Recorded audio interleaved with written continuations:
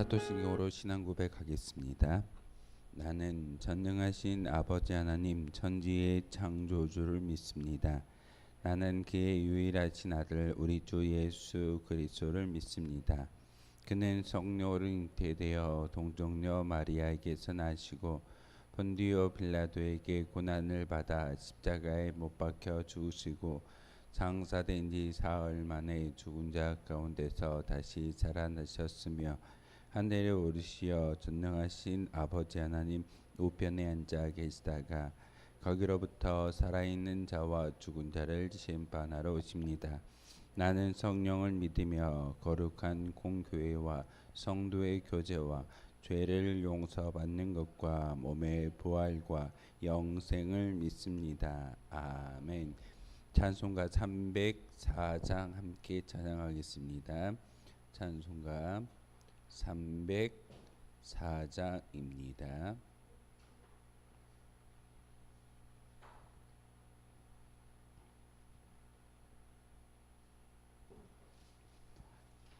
찬송가 304장입니다.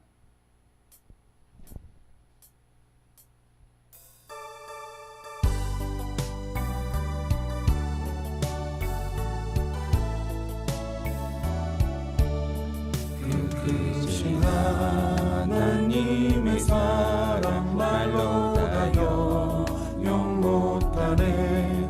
저 높고 높은 별을 넘어 이 낮고 낮은 땅 위에 죄범한 영혼 구하려 그 아들 보내사 화목제물 삼으시고 죄 용서하셨네. 하나님 크신 사랑을 증량 다 못하네. 영원히 변치 않는 사랑 성도여 찬양하세. 괴로운 시절 지나가고 땅 위에 영화 쇠할 때 주 믿지 않던 영혼들은 큰 소리 외쳐 울어도 주 믿는 성도들에게 큰 사랑 베푸사 우리의 죄 사했으니 은혜 잊을까. 하나님 크신 사랑을 증량 다 못하네. 영원히 변치 않는 사랑 성도여 찬양하세. 하늘을 두루마리 삼고 바다를 물 삼아도 한없는 하나님의 사랑 다 기록할 수 없겠네. 하나님의 크신 사랑 그 어찌 닿았을까. 저 하늘 높이 쌓아도 채우지 못하리. 하나님 크신 사랑을 증량 다 못하네. 영원히 변치 않는 사랑 성도여 찬양하세. 아멘. 함께 보실 하나님의 말씀은 마태복음 15장의 말씀 보겠습니다. 마태복음 15장 1절에서 마지막 39절까지의 말씀입니다. 마태복음 15장 1절에서 39절까지의 말씀 한 절씩 교독을 하는 말씀 받도록 하겠습니다. 그때 바리새인과 서기관들이 예루살렘으로부터 예수께 나와 이르되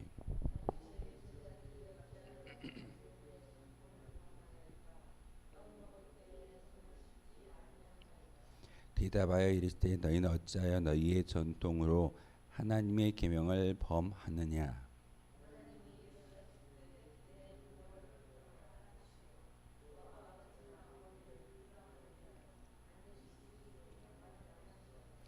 너희는 이르되 누구든지 아버지에게나 어머니에게 말하기를 내가 드려 유익하게 할 것이 하나님께 드림이 되었다고 하기만 하면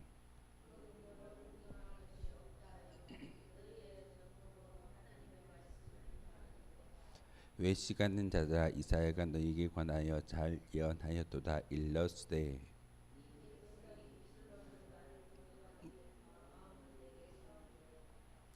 사람의 계명으로 교훈을 삼아 가르치니 나를 헛되이 경배하는도다 하였느니라 하시고 입으로 들어가는 것이 사람을 더럽게 하는 것이 아니라 입에서 나오는 그것이 사람을 더럽게 하는 것이니라.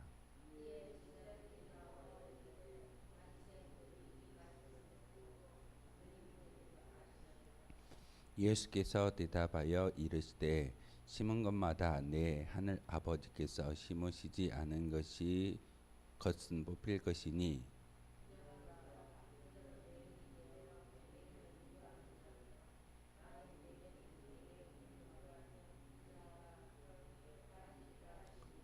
베드로가 대답하여 이르되 이 비유를 우리에게 설명하여 주옵소서.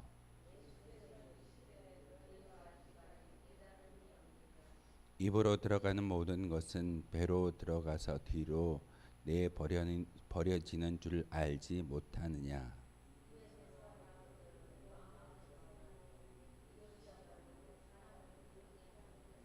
마음에서 나오는 것은 악한 생각과 살인과 간음과 음란과 도둑질과 거짓 증언과 비방이니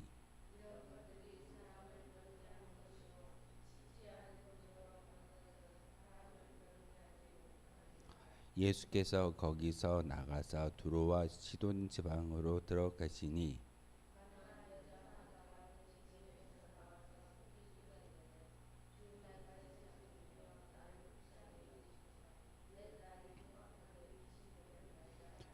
예수는 한 말씀도 대답하지 아니하시니 제자들이 와서 청하여 말하되 그 여자가 우리 뒤에서 소리를 지르오니 그를 보내소서.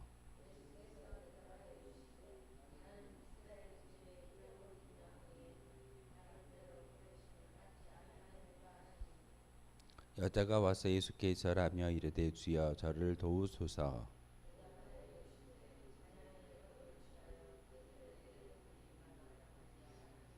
여자가 이르되 주여 올소이다마는 개들도 새 주인의 상에서 떨어지는 부스러기를 먹나이다 하니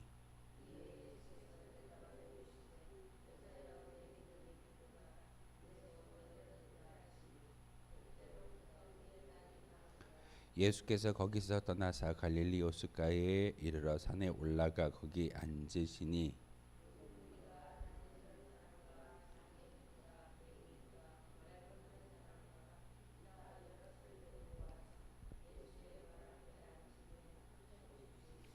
말 못하는 사람이 말하고 장애인이 온전하게 되고 다리 전 사람이 걸으며 맹인이 보는 것을 무리가 보고 놀랍게 여겨 이스라엘의 하나님께 영광을 돌리니라.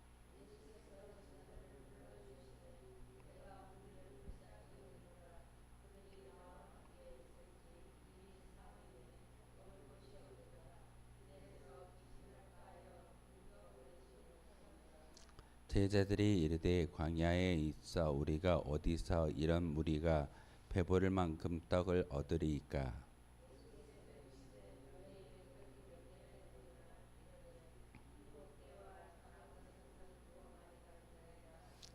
예수께서 무리에게 명하사 땅에 앉게 하시고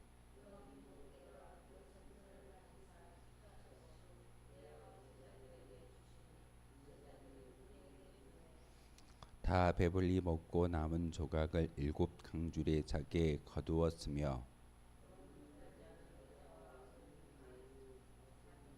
함께 읽겠습니다. 예수께서 무리를 흩어 보내시고 배에 오르사 마가단 지경으로 가시니라. 아멘. 마태복음 15장의 말씀을 통해서 오늘 장로의 전통이라고 부제가 제목이 붙어 있는 것을 우리가 볼 수가 있습니다. 특별히 장로의 전통이라고 이야기하는 것은 구약의 모세를 통해서 율법, 하나님의 율법이 이스라엘 백성들에게 전달되어졌고 그것을 장로님들이 열심히 연구해서 어떻게 하면 잘 하나님의 말씀을 어기지 않고 지킬 수 있을까라고 고민하다가 종교 지도자들이 율법을 만들었는데 그것이 바로 장로의 전통입니다. 그래서 지금도 유대인의 랍비는 516가지의 율법을 지킨다라고 제가 말씀을 드렸습니다. 해야 될 것을 248가지 그리고 하지 말아야 될 것을 365가지를 지어서 유대인들에게 가르치고 그것을 잘 지켜 행하라라고 말하고 있습니다. 왜 248가지를 해야 할까요? 인간의 모든 뼈를 계산해 보면 248이라고 합니다. 제가 시어보진 않았는데 그 성경에 248가지에 해야 될 일은 인간의 뼈의 구조가 248개이기 때문에 꼭 지켜야 할 그런 율법을 248가지를 이야기했고 365가지 하지 말아야 할 일에 대해서는 우리가 매일의 하루에 한 가지씩 1년을 365일로 태양력을 지켰던 사람이다 보니까 유대인들은 그 태양의 날짜를 계산해서 1년에 하루에 한 가지씩 하지 말자라는 그런 의미에서 365가지에 하지 말아야 할 것을 가르치고 있습니다. 근데 오늘 예수님께서 제자들을 통해서 또한 많은 서기관들과 장로들에게 이야기하기를 너희들은 외식을 하고 있어. 겉으로는 믿음 있는 척하지만 진정 마음속에서 하나님을 섬기는 그런 모습은 있지 않다라고 말하고 있습니다. 그것을 대표적인 예로 고르반을 이야기하고 있습니다. 오늘 본문에 보면은 분명히 내 부모를 공경하라. 이거는 하나님께서 모세에게 주었던 제 5번째 계명입니다. 그리고 그 5번째 계명을 잘 지켜 행하기만 하면 이 땅에서 내 생명이 길리라. 장수의 복을 주신다라고 분명하게 말씀하셨습니다. 그런데 열심히 물질을 모으다 보면은 물질이 많아질까요? 적어질까요? 분명히 많아집니다. 그 물질을 내 부모를 공경하라라는 이 5번째 계명을 지키기 위해서는 내 부모를 공양해야 되고 물질을 드려야 되는데 그게 아까운 겁니다. 그래서 자기가 모았던 재산을 하나님께 드리겠다라고 마음속에 생각을 하고 고르반하면 고르반이라는 그 외침 가운데 모든 것을 부모님께 드리지 않고 저는 하나님께 드리기로 했습니다. 그러니 내가 부모를 공양하지 않아도 됩니다라고 말하는 것이 유대인들의 어떤 전통이라는 그런 외식입니다. 분명히 하나님은 내 부모를 공경하라라고 말하고 있는데 장로의 전통을 통해서 고르반이라는 율법을 만들고 그것을 지키는 것이 하나님의 율법을 지키는데 온당하다라고 이야기하면서 그것을 지키지 아니하면 율법을 어겼다라고 종교 경찰이 잡아다가 때리고 매질하고 힘들게 하는 것이 그들의 모습이었습니다. 어찌 보면 오늘 예수님께서 이 고르반에 대한 이야기라는 것은 너희들의 전통에 의해서 하나님의 율법을 어기는 그런 모습이 잘못됐다라고 말씀을 전하고 있습니다. 오늘 본문에 보시면은 장로의 전통을 범한다라고 서기관들과 대제사장 그리고 많은 종교 지도자들이 예수님의 제자들을 향하여 책망합니다. 왜 음식을 먹을 때 손을 씻지 않지? 이것은 정결법에 어긋난 행위야. 예수님이 당신의 제자들은 손을 씻지 않고 음식을 먹는 것에 율법을 어겼기 때문에 장로의 전통을 어겼기 때문에 당신들은 잘못된 사람입니다라고 정죄함을 주고 있었습니다. 그때 예수님께서 왜 장로의 전통을 들어서 하나님의 율법을 어기느냐라고 말하고 있습니다. 제가 가끔 말씀 가운데 본질에 대한 이야기를 할 때가 있습니다. 말씀의 본질과 우리의 행위가 어떤 것이 먼저 이어야 할까요? 우리는 종종 우리의 믿음의 모습을 들어서 이렇게 열심히 기도하고 이렇게 열심히 예배를 하기 때문에 하나님께서 기뻐하실 거야. 보여지는 그런 외식적인 모습이 아니라, 그는 진정한 본질이 아니라 우리의 마음의 중심 가운데 하나님을 주인으로 모시고 말씀을 읽을 때 그 말씀을 통해서 우리의 모든 것들이 바뀌어진다라는 것이 본질입니다. 본질을 중요시하고 그 외친 것들은 사실 바뀔 수가 있다는 겁니다. 하나님의 말씀이 어떤 그릇 가운데 담겨질 때 그릇의 외관은 바뀔 수가 있습니다. 10년, 20년, 30년 그 그릇을 그대로 쓸 수 있을까요? 하나님의 말씀은 2000년이 넘었습니다. 엄밀히 따지면 예수님께서 오셔가지고 이 땅 가운데 복음을 전파하시고 제자들을 통해서 복음서가 증거되어지고 사도 바울을 통해서 말씀이 우리가 성경이라는 것을 가지고 함께 예배를 드리고 있는데, 이 말씀의 본질은 오랫동안 변하지 않지만 그 말씀을 풀어내고 담는 그릇들은 2000년이라는 시간을 지나오면서 많이 바뀌었습니다. 근데 우리는 오늘 장로의 전통이라고 이야기하는 그릇에 많은 초점이 맞춰져 있는 것이 우리의 모습일 때가 있습니다. 본질을 바꾸지 않기 위해서 세상과 타협하는 것은 진정한 하나님의 일일 수도 있습니다. 그런데 우리는 단지 세상과 타협한다라는 그 모습 가운데 그릇을 바꾸는 일인데 그것을 너무나도 어렵게 생각하는 것을 볼 수가 있습니다. 예배당 안에 이렇게 피아노와 드럼이 있는 게 언제부터일까요? 사실 예배당에 피아노가 들어온 지는 그렇게 오래되지 않았습니다. 제가 학생 때만 해도 이 드럼이 이렇게 예배당 한가운데 강대상 앞에 있는 것은 감히 상상도 못했습니다. 제가 문학의 밤을 주관했을 때 저희 친구들과 함께 일렉 기타와 베이스 기타와 드럼과 신디를 가져다가 찬양을 했습니다. 얼마나 은혜스럽게 찬양을 했겠습니까? 문학의 밤이 끝나고 저는 담임 목사님과 강도사님에게 끌려갔습니다. 제가 대표자이기 때문에. 이유는 마귀의 악기들을 예배당에 가지고 들어와서 때리고 소리낸다라고 하면서 저는 엄청나게 혼났습니다. 찬양의 가사가 전달되는 것이, 그리고 찬양의 어떤 그릇에 담아서 전달하는지를 그것은 보지 않고 단지 교회 안에 드럼이 들어오고 신디가 들어오고 베이스 기타와 일렉 기타, 세상적인 악기가 들어와서 찬양한다라고 저는 엄청나게 혼났습니다.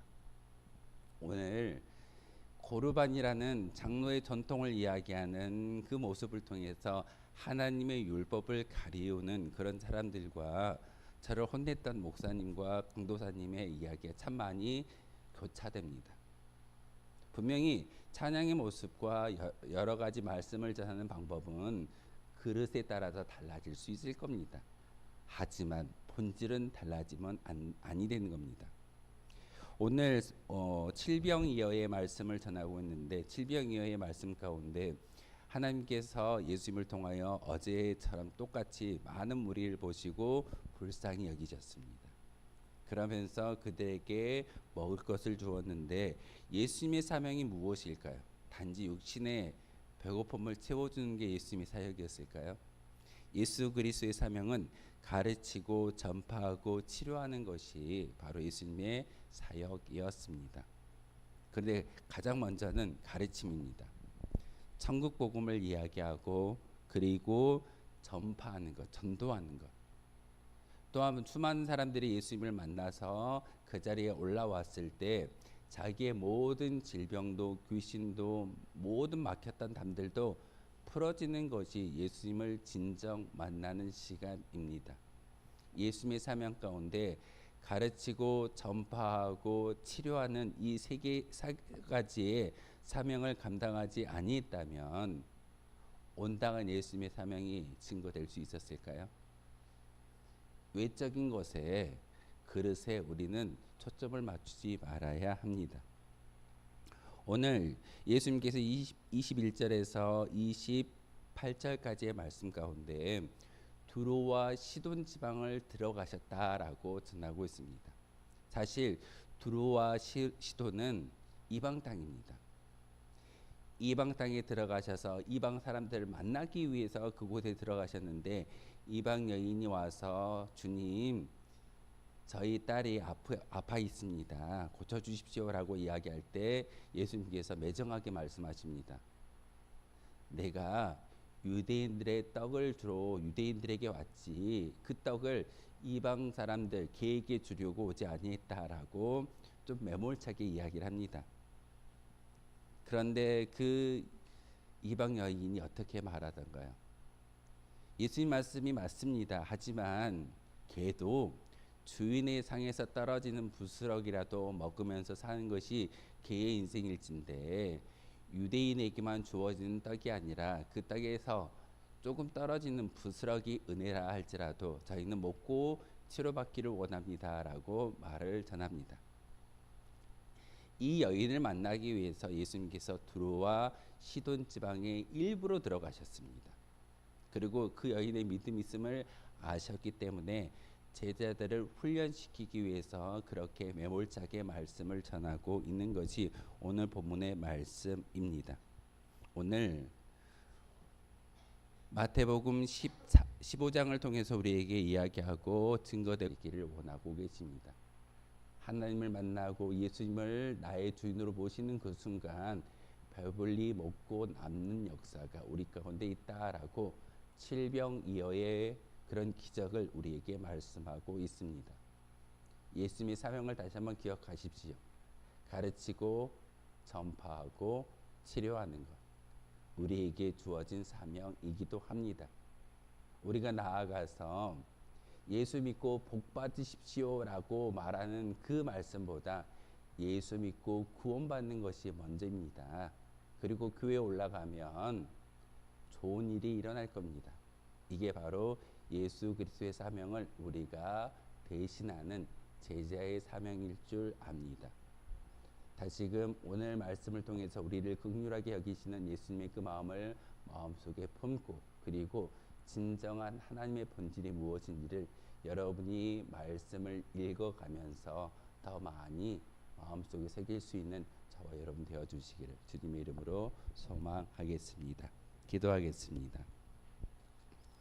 거룩하신 주님 참으로 감사를 드립니다. 오늘도 새벽을 깨워 주님의 성전으로 올라와 기도하게 하시고 말씀을 통해서 또한 우리에게 들려주시는 음성을 통하여서 하나님의 뜻을 분별할 수 있는 시간을 주시오니 참으로 감사를 드립니다. 이스라엘 백성들에게 약속하셨던 그 메시아의 성취가 예수님을 통해서 완성되어졌으며 예수님을 통해서 다시금 많은 것들이 회복되어지며 하나님의 율법이 하나님을 섬기는 진정한 본질이 무엇인지를 깨달아 알게 하시오니 참으로 감사를 드립니다. 하나님, 예수님께서 이 땅에 오셔서 가르치시고 전파하고 치료하셨던 것처럼 우리도 예수님의 뒤를 따라갈 수 있는 진정한 주의 백성들 되게 도와주옵소서. 예수님이 백성들을 보는 측은한 마음을 우리도 갖게 도와주시고 많은 사람들을 만날 때마다 예수님의 마음을 품고 그들에게 복음을 전할 수 있는 거룩한 주의 제자이길 소망합니다. 다 배불리 먹고 남은 조각이 있다라고 말씀하셨던 것처럼 완벽히 하나님의 말씀이 예수님을 통해서 이루어지고 성취되어지고 응하게 되어졌음을 항상 기억하게 하시고 많은 사람들에게 이 예수 그리스도를 자랑할 수 있는 진정한 예수님의 제자가 바로 우리이길 소망합니다. 우리에게 생명을 주셨고 또 한 날을 주셨사오니 이 모든 것들을 잘 이용하여 하나님의 영광을 위해 살아갈 수 있는 저희들 되게 도와주옵소서. 예수 그리스도의 이름으로 기도하옵나이다. 아멘. 하늘에 계신 우리 아버지, 아버지의 이름을 거룩하게 하시며 아버지의 나라가 오게 하시며 아버지의 뜻이 하늘에서와 같이 땅에서도 이루어지게 하소서. 오늘 우리에게 일용할 양식을 주시고 우리가 우리에게 잘못한 사람을 용서하여 준 것 같이 우리 죄를 용서하여 주시고 우리를 시험에 빠지지 않게 하시고 악에서 구하소서. 나라와 권능과 영광이 영원히 아버지의 것입니다. 아멘. 오늘 말씀을 생각하며 기도하도록 하겠습니다.